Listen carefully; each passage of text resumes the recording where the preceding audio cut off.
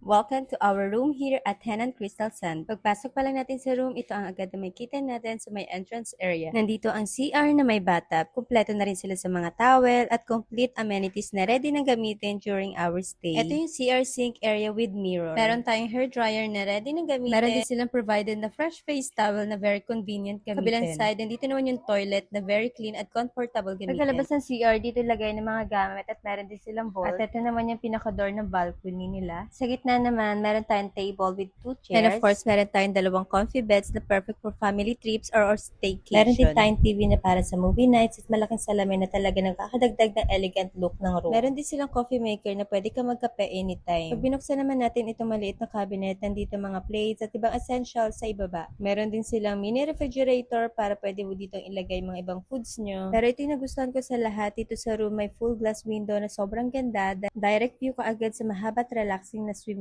pool. So ayun guys, that's our room tour. If ever makapunta kayo dito sa Boracay, try nyo to. Super worth it. Dito lang yan sa Henan Crystal Sands.